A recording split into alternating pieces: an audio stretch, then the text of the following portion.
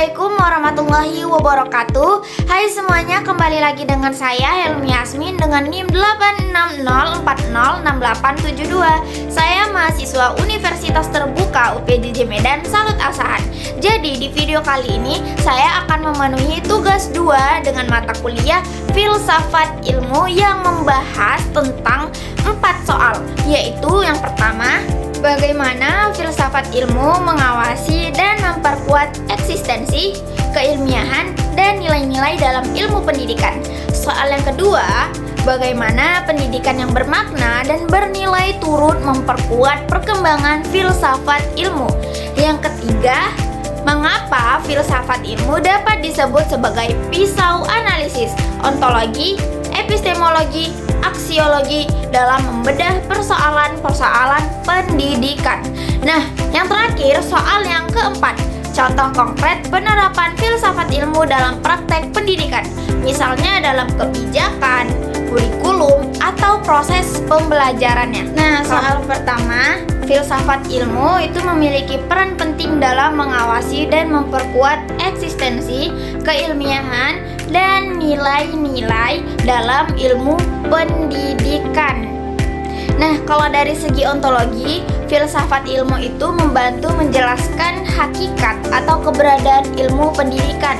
Filsafat ilmu itu mengawasi agar ilmu pendidikan memiliki objek kajian yang jelas, seperti peserta didik, proses pembelajaran, guru, kurikulum, dan lingkungan pendidikan. Nah, jadi dengan adanya dasar ontologis ini, ilmu pendidikan itu memiliki arah dan tujuan yang jelas, sehingga dapat diakui sebagai suatu disiplin ilmu. Dari segi epistemologi, filsafat ilmu memperkuat keilmiahan ilmu pendidikan. Epistemologi itu membahas bagaimana pengetahuan diperoleh dan dibuktikan kebenarannya. Jadi dalam pendidikan, filsafat ilmu membantu menentukan metode penelitian, cara berpikir ilmiah, dan proses pengembangan teori pendidikan. Sementara itu, dari segi aksiologi, filsafat ilmu itu menjaga nilai-nilai dalam pendidikan. Pendidikan gak hanya tertuju dengan ilmu pengetahuan saja, tapi juga pada pembentukan moral, karakter, etika, dan sikap sosial peserta didik. Nah, filsafat ilmu itu memastikan bahwa ilmu pendidikan itu digunakan untuk tujuan yang bermanfaat bagi manusia dan masyarakat.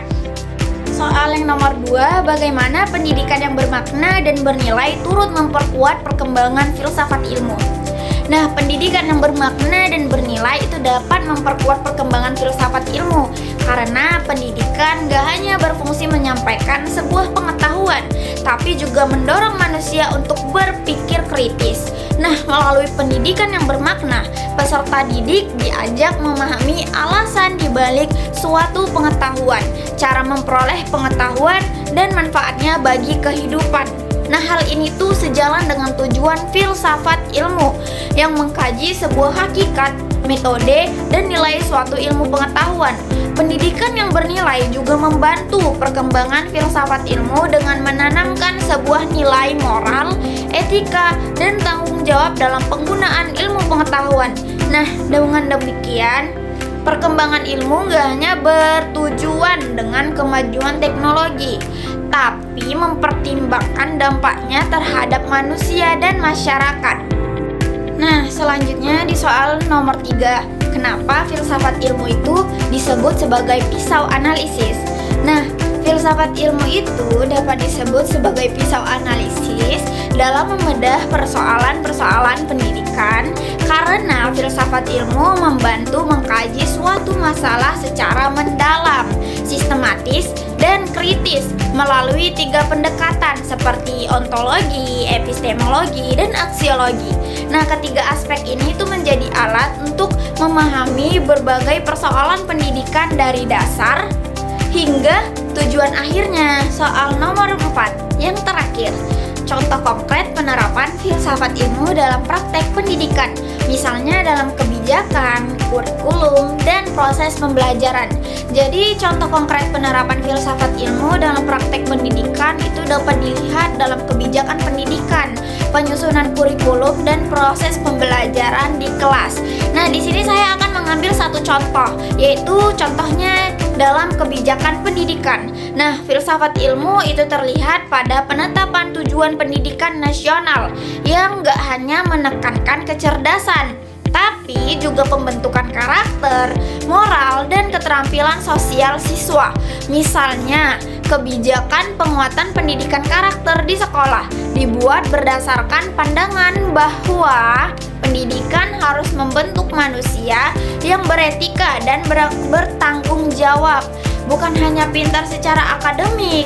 Nah, hal ini tuh menunjukkan penerapan aksiologi karena pendidikan diarahkan pada nilai dan manfaat bagi kehidupan.